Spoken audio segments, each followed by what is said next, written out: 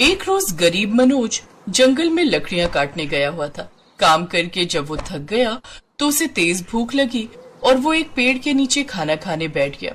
उसी पेड़ पर एक बंदर बैठा हुआ था जो लगातार मनोज की ओर देख रहा था। लगता है इसे भूख लगी है। अच्छा रुक, ले तू ये केले खा। आज रमा ने खाने के साथ फल में ये केले दिए हैं। लेकिन जिसे खाने से बंदर इनकार कर देता है। फिर वो पेड़ से उतरकर पत्थर से कुछ जमीन पर लिखता है। अरे ये क्या लिखा है इसने? मुझे फल नहीं खाना, ये खा खा कर मैं बोर हो गया हूँ। मुझे वैसा ही खाना खाना है जैसा तुम खा रहे हो।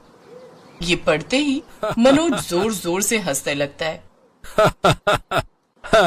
अच्छा तो तुझे भी मेरे जैसा खाना ही खाना है। ठीक है फिर, ये ले 2 रोटी तू खा बैंगन के भरते के साथ। मेरी बीबी बड़ा ही अच्छा बैंगन का भरता बनाती है, ये खाकर देखो। बंदर भी बड़े मजे से वो खाना खाता है।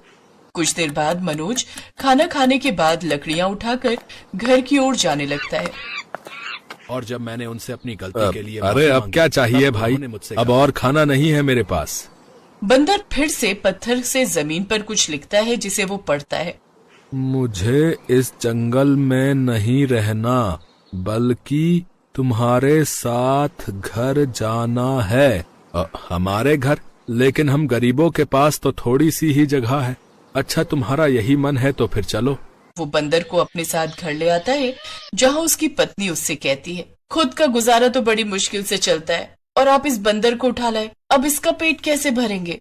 अरे भाग्यवान, तुम चिंता मत करो, सब हो जाएगा। और ये कोई ऐसा वैसा बंदर नहीं बल्कि पढ़ा लिखा बंदर है। फिर मनोज उसे सारी बात बताता है। मनोज का घर मिट्टी का बना हुआ था जिसमें 3 छोटे कमरे थे। वो उस बंदर को रहने के लिए जगह दे देता है। कुछ ही दिनों में ये बात हर जगह फैल गई। अरे इस मनोज ने भी इस बंदर को सर पर चढ़ा रखा है। उसे अपने घर में रहने के लिए कमरा दिया है, साथ ही उसे खाने पीने को भी देता है। कुछ दिनों बाद मनोज की बेटी शगुन अपनी बुआ के घर से वापस लौट आती है। ये क्या बाबा, हर जगह गांव में एक ही चर्चा हो रही है कि आपने किसी बंदर को अपने यहाँ रखा हुआ है। अरे बिटिया बड़ा समझदार बंदर है। तो ये कौन सा स्कूल में टीचर लग जाएगा और 2 पैसे कमा कर ले आएगा? अपने पिता की बातों के आगे अब शगुन भी चुप हो जाती है। उधर उस बंदर की नजर जैसे ही शगुन पर जाती है तो वो उसे देखता ही रह जाता है और वो उसे देखकर घबरा कर वहां से चली जाती है। लेकिन बंदर के मन में अब तो शगुन की तस्वीर उतर चुकी थी। ऐसे ही एक रोज जब शगुन नहाकर अपने कमरे में आती है तो उसके कमरे में वो बंदर हाथों में एक चिट्ठी लिए बैठा हुआ था। वो शगुन को वो चिट्ठी देता है जिसे शगुन पढ़ती है। तुम पहली नजर में ही मुझे पसंद आ गई थी, हमें तुमसे प्यार हो गया। ये पढ़कर शगुन हंसने लगती है और उस बंदर से कहती है, अरे बाबा, और मोनू की तरह तुम भी मुझे पसंद आ रहे हो, बड़े ही मजाकिया हो तुम। अब वो दोनों अच्छे दोस्त बन जाते हैं। अब बंदर ज्यादातर वक्त शगुन के साथ ही बिताता। ये बात अब गांव भर में फैल जाती है। कहना तो नहीं चाहिए मनोज, लेकिन जब तुम काम पर चले जाते हो और रमा घाट पर पानी लेने, तो तुम्हारा वो बंदर ज्यादातर वक्त तुम्हारी बेटी के कमरे में रहता है। मुझे तो दाल में कुछ काला ही लग रहा है। क्या? ये तुम क्या कह रही हो काकी? कई बार देखा है मैंने उसे, तुझे यकीन ना हो तो और लोगों से ही पूछ ले।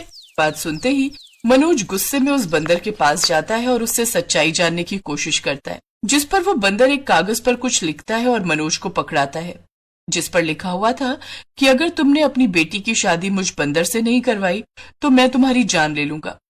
ये तुम क्या कह रहे हो? भला मैं एक बंदर से अपनी बेटी की शादी कैसे करवा सकता हूँ? मैंने तुम्हें अपने घर में जगह दी, खाने को दिया, और आज तुम मेरी ही जान लेने पर उतारू हो। और तू मुझे क्या मारेगा? मैं ही खुद की जान ले लूंगा। कम से कम एक बंदर से मुझे अपनी बेटी की शादी तो नहीं करनी पड़ेगी। ये कहकर मनोज अपने ऊपर मिट्टी का तेल डालने लगता है। ये आप क्या कर रहे हैं बाबा? मैं आपको ऐसा नहीं करने दूंगी। अगर इस बंदर की यही तमन्ना है तो ठीक है, मैं इससे शादी के लिए तैयार हूँ।